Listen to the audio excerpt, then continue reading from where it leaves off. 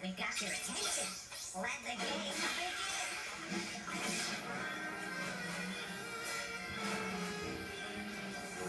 Cartridges assembling. Game's loading. Mind your fingers.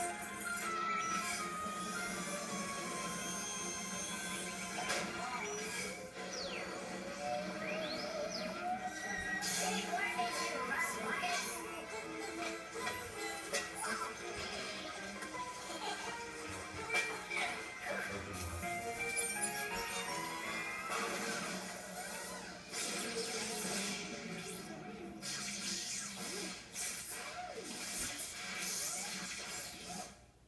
Uh-oh. That's just great.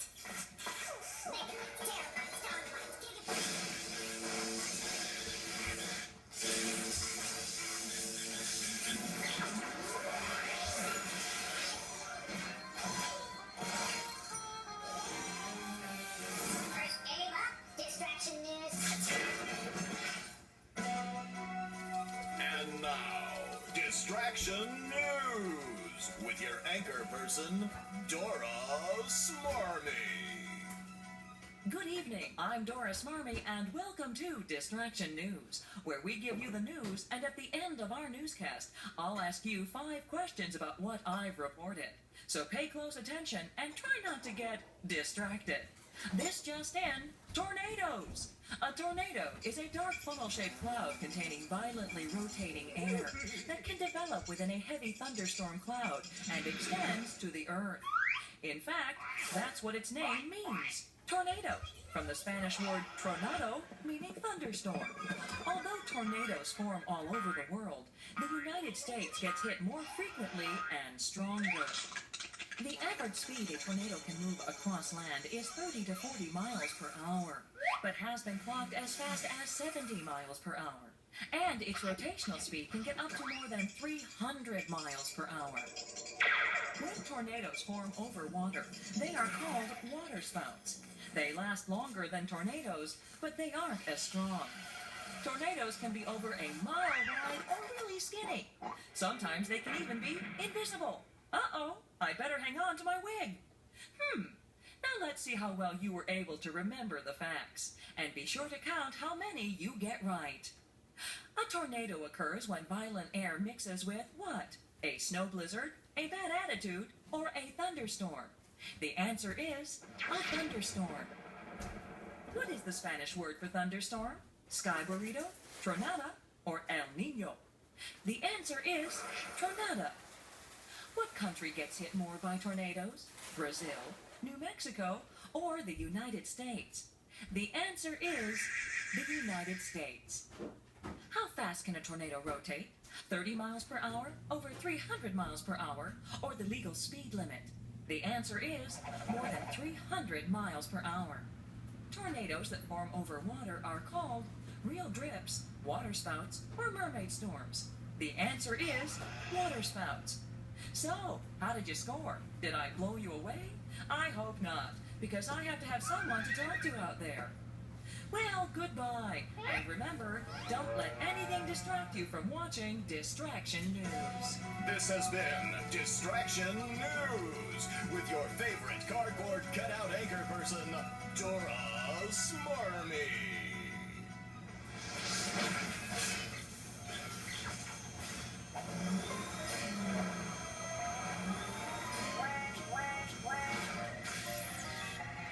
Game time in 10 seconds.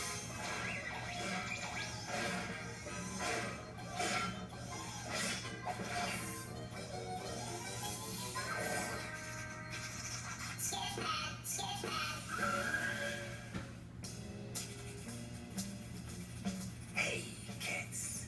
It's your friend Sketch here to lay something heavy on you.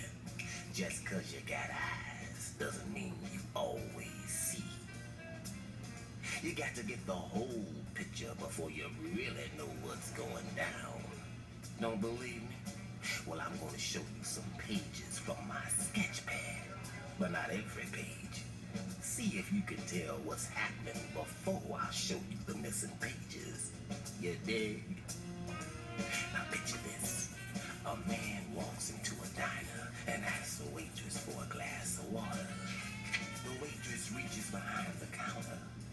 and pulls out a scary mask instead. But Big, the man says thank you and walks back out the diner. Crazy, man. Are you hip to the scene? Can you figure out what really went down before I lay the missing pages of my sketch pad on you? Remember, you can look, but you don't always see. Check it out. You might think this daddy'll thank the waitress because she made him laugh, but it ain't that. You may be thinking that it was Halloween and the cat needed to go home and get his mask, but it ain't that. Or maybe you think that the kitten behind the counter was crazy, but it ain't that. Truth is, she was only trying to help. So you gotta ask yourself, when is getting frightened even better than a glass of water? Are you seeing it now? When you got the hiccups. Can you dig? She scared the cat and the hiccups went away. Now the whole crazy scene makes sense. Like I've been telling you, when you really use your eyes, you're gonna draw the right conclusions.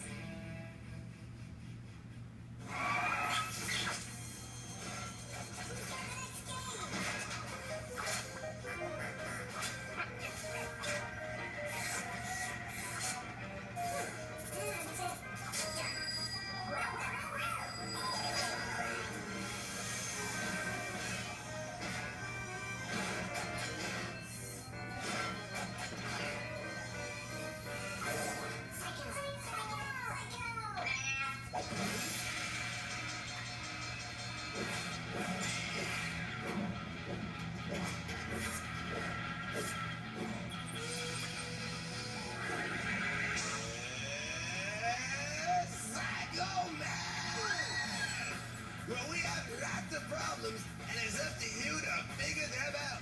If you don't, I'm telling you the truth. We all may go crazy. Man, that felt good. Here's the science. Okay, here's how this whole thing works. We show you an equation, but instead of numbers, you see pictures, and you have to figure out what number they stand for. Then, you just do the math. You cool? Then we better get started. 'Cause I can already feel the pressure building up in my brain. Follow me here. Take the minutes in an hour. Add that to all your fingers and toes. And don't you go counting them. Divided by the days it rained on Noah and his ark. Come on, you all remember Noah, don't you? The soaked old dude with all those animals and their best buds. And all those rainy days and nights. Got it?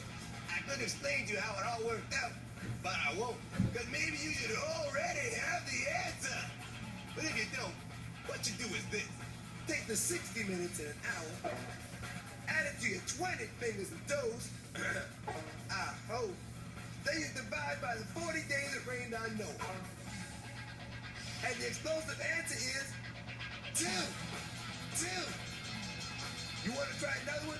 Hey, Professor Rocket, close attention. First, take the unluckiest number that falls on a Friday. Then, add it to the number of nostrils in your nose. And don't go looking in a mirror. Now, you subtract the innings in a normal Yankees baseball game. Equals what? I'm waiting very patiently. Okay, here you go. You take the unlucky number 13. You add to the 2 nostrils in your nose. I hope. And subtract the 9 innings of a baseball game.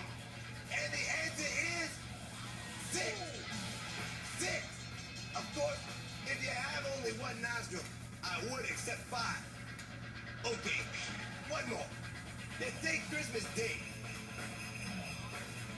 Now you subtract the Musketeers. Not the candy bar, man. The all for one and one for all dudes. Minus America's Great Lakes. What you get? Don't rush. I'll give you plenty of time. Time's up! You got Christmas on the 25th. And if you subtract 3 Musketeers and subtract the 5 Great Lakes, you can only end up with 17. 17! Which would also be a fine-looking number. Okay, that's out today. My brain's